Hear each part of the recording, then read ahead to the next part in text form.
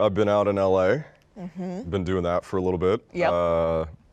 LA is it's a great, shitty place. Truly is. So I've been to LA a couple times, and every time I go there, I'm like, this is a really fucking awesome city. It is so nice outside. There's so much to do and eat and like all these things to see and these amazing people all over the place. I would never fucking want to live there. Yeah, it's like King's Landing basically. Oh. That's pretty much what it is. Like if you're at the top, it's beautiful and the sights are awesome and everything you just talked to it's great if you're up in the Red Keep. But if you are not, that place is a shithole. Yeah. It's hard to like sit there and not like, you can't ignore the 53,000 homeless people outside your window because that's like, actually I think that's like the exact number. It's just, You counted them one night? It's just like that bad. It's hard to be happy and ignore the horrible sadness around you. Well, I guess it's also one of those things where it's just depicted as this beautiful, magical place where everyone goes to become a star and get into the entertainment business and stuff like that. And I'm sure it's like, if you want opportunity, LA is chock full of them. Like per person, per capita, I'm sure LA has the most in terms of like entertainment industry opportunity. Compared to other places, yeah. Compared to other places. Yeah, you know? everybody's out and they tell you about it all the fucking time too. About all the opportunities they're getting and what they're doing. And how often did you get the whole like, who are you? Like, what do you do? Oh, every single day. Like that's all LA is just going to bars on a weeknight, being like, who the fuck are these losers here? And I'm like, oh, I'm one of them. Like, yeah, we don't do anything. We don't have a job. We don't have any money. But I'm gonna be big. I'm gonna be up. Promise. Just watch. Just I am important. Okay. Well, that's the thing about LA, because I spent some time there. Like I lived there for very briefly, and I realized that there's a lot of people who it's very much like, I guess the concept of social media thrives in LA because everyone is so concerned with like putting out the best image that they can. When like a lot of my friends who live there are fucking miserable. Yeah. Like they're so sad. They don't have any space. They're stuck in traffic for hours. And everything is so There's smog. expensive. It is expensive. It's an expensive big city. Typical place to rent there. Oh God. Like a 1-bedroom apartment. Like not anything that crazy, like $4,000-$5,000. I'm just kidding. Yeah, that was like probably. That's too I don't know. No, it's crazy expensive. Parking is the bitch of it all. Like I'll never take for granted anymore. Like being able to drive into an HEB and park my car. Yeah. It's just like not a thing there. Even at like grocery stores or like big mall complexes thing and stuff. They have parking garages. Everything's in a parking garage. It's just a nightmare. It's awful, but it was okay. It was so great that I left. So it was great that I'm gone. Well, we actually got to see each other quite a few times. We did, yeah. In LA. Yeah, you did. We did, because I'm such a beautiful friend. I'm such a great friend that I was thinking about what to do for Tyler for his birthday, which was in June. June, yes. Yes. And I got together with our good friend Mia Khalifa, who's been on the show a few times, and I hit her up like maybe a month or so before his birthday, and I said, hey, like, I'm thinking about what to do for his birthday. I kind of have all these ideas, but I think the best thing, like, I want to go out and surprise him. What do you think? And she's like, oh, I'm down. Like, let's do it. Like, let me know what day you fly in. Like, you can stay with us. It's going to be great. So I get there the day of. And he has no idea you're coming. He has no idea I'm coming.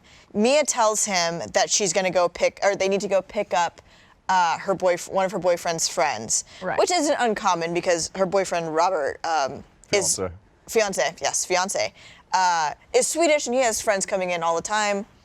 You know, they go to the airport often, pick up friends, drop them off. I go to the airport often. You do. Also, you're the one who goes with her to pick them up. I did a lot of things wrong. I have done a lot of wrong things in my life, but in LA, I learned that you don't drive to LAX to go pick somebody up. Like, you're a madman if you go do that. Like you're a great guy, great friend if you do that, and I like to pretend to be those things, so I would go do those things. So I picked up Robert's friends like I think twice from LAX before, so I was like, this is a common occurrence. Yeah. And he had some weird name.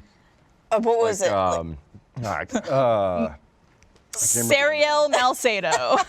Basically. It was something really dumb. I was like, yeah, that sounds like a dumb Swedish name. Yeah, I'll go pick up that guy at the airport. So if you know LA, it's ridiculously huge, and there's a few airports in Los Angeles. It takes like over an hour and a half to drive to LAX from most places in LA.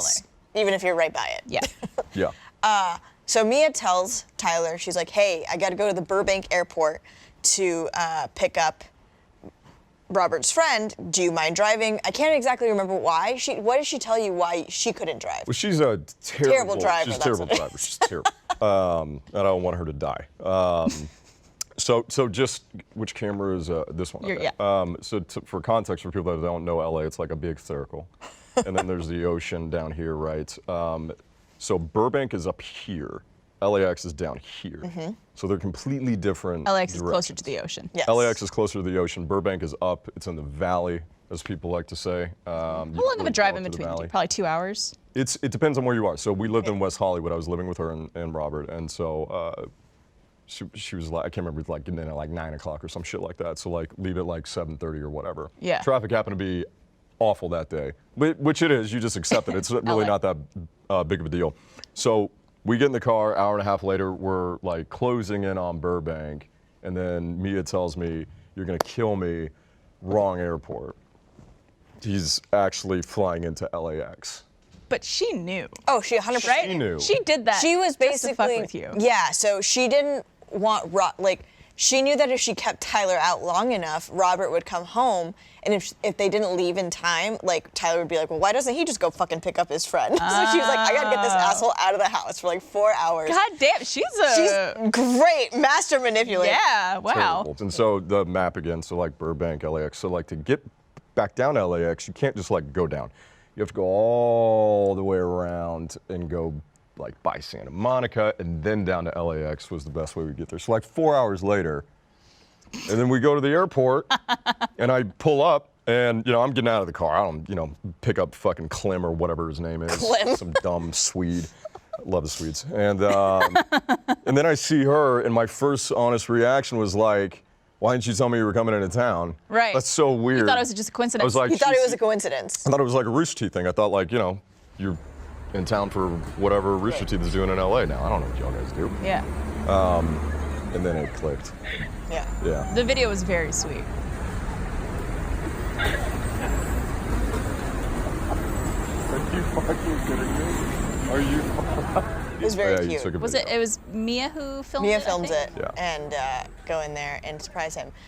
Your reaction was very like, Yeah, I'm not the smartest individual. You guys know that. Yeah, it takes him a second to realize what's going on. And even after he sees me, he's like, oh, what are you doing here? I'm like, I'm here for you. It's your birthday tomorrow. I didn't Like, really know. yeah. What do you I was mean? like, what well, this is just an oddity. Yeah, it was great. People don't do things for Tyler usually. I know. Like not nice things. I'm the only one. No. Because I did another nice thing. But before that, this other trip is another good story that I haven't yet told because I was thinking of things for us to do together while we were in LA.